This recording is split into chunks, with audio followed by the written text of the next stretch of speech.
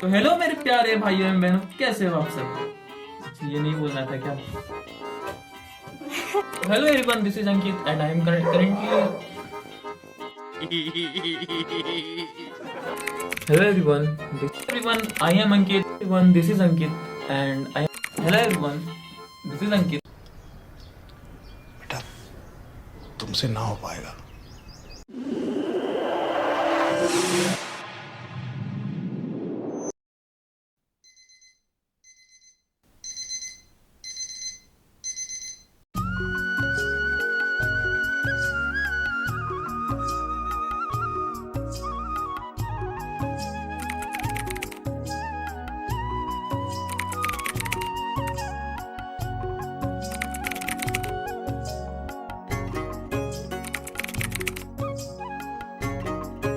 Hello everyone, कैसे हो आप सब।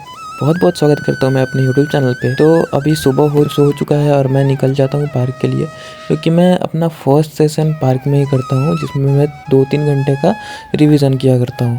तो मैं पार्क में पहुँच गया हूँ और ये मेरा पार्क है। तो इसमें ज़्यादातर लोग टहलने आते हैं और पार्क में एक ऐसा भी सेक्शन है जिसमें सिर्फ स्टूडेंट्स अपनी स्टडीज़ करते हैं। तो मैं पॉलिटी का रिवीजन स्टार्ट कर दिया हूँ। इसमें मुझे कॉन्स्टिट्यूशनलिज्म और कॉन्स्टिट्यूशन के बेसिक टर्म से कुछ टॉपिक्स का रिवीजन करना है। इसमें जैसे कि एक लिमिटेड गवर्नमेंट टॉपिक है, उसको भी रिवाइज करना है। तो शुरू करते हैं अपना पहला सेशन। जैसा कि आपने वीडियो के स्टार्ट में देखा, मैं इंट्रो शूट नहीं कर पा रहा था।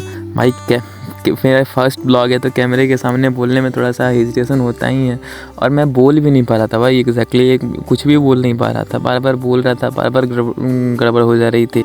तो आपकी जानकारी के लिए मैं बता दूं कि I am doing my graduation degree with physics honours from Magadh university and also preparing for UPSC 2027.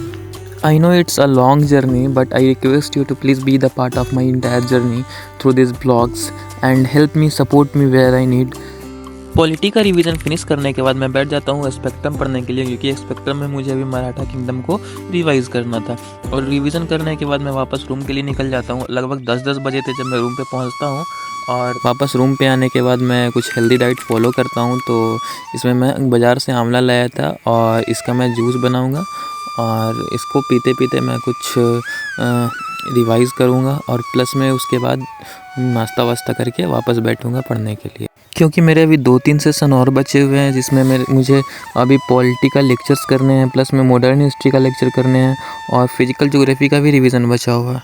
तो मैं जल्दी से नाश्ता कर लेता हूँ गाइज़, और उसके बाद लगभग 11:33 हो गया था। तो 11:30 बजे मैं बैठ जाता हूँ अपना सेशन स्टार्ट करने के लिए। तो सबसे पहले मैं अपना टू डू लिस्ट बनाता हूँ, क्योंकि it's very important to prepare your day before you start.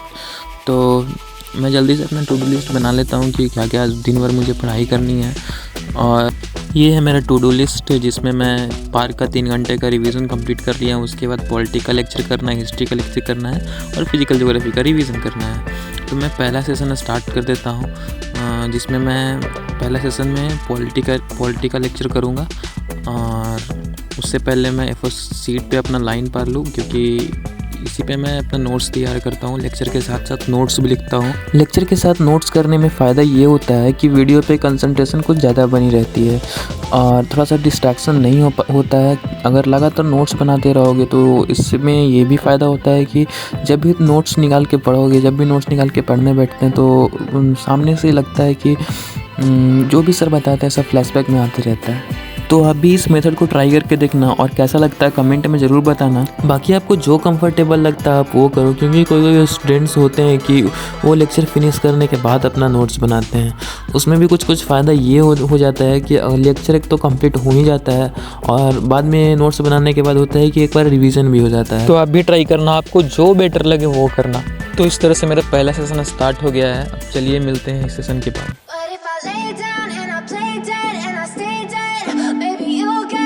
Sick of being the monster out of my head, under my bed. Think you're something out of my nightmares. Standing right there. But if I lay down and I play dead and I stay dead, then will you get bored of killing me? Silhouettes of you are like a taunt. Never really know just what you want. With you I don't ever feel calm. I can feel the sweat inside my palms.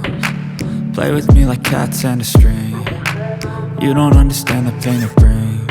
तो अभी लगभग 2 बज चुके हैं और मेरा lecture complete हो चुका है। ड्यूरिंग द लेक्चर सर ने कुछ अच्छी बातें भी बताई, चलिए सुनते हैं। का हिंदी देख ले। वैसे मेरा मानना है कि इंग्लिश का मतलब हमेशा इंग्लिश में ही देखें, तो ही आप लैंग्वेज सीख पाएंगे।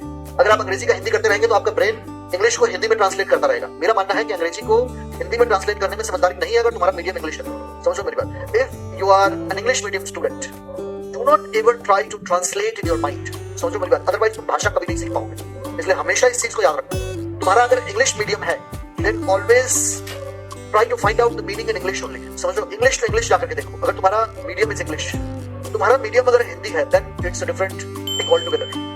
तो आज के लेक्चर से मैंने भी कुछ सीखा है जो आपके साथ शेयर करने वाला हूँ। तो एम लक्ष्मीकांत पोएट्री में क्या होता है कि सारे केसेस एक साथ दिए हुए रहते हैं, लेकिन इसमें सर जो पढ़ाते हैं नोट्स रहता है इसमें हमारा, उसमें देखिए कि सारा केसेस जहाँ जहाँ टॉपिक वाइज कवर होते जाता है, तो ऐसे ज़्यादा अच्छा रहता है। एक बार ज़्यादा पढ़ने से वैसे हेक्टिक हो, ज़्यादा नहीं पढ़ पाता आदमी ज़्यादा अच्छे से, और रिवीजन भी अच्छे से नहीं। This is all for today and thanks for watching. Do subscribe for more such videos. आज के लिए फिलहाल इतना ही। आपकी तरह मैं भी मायूस हूँ, लेकिन उम्मीद पर दुनिया कायम है। दिल दुखा है लेकिन टूटा तो नहीं है, और उम्मीद का दामन छूटा तो नहीं है।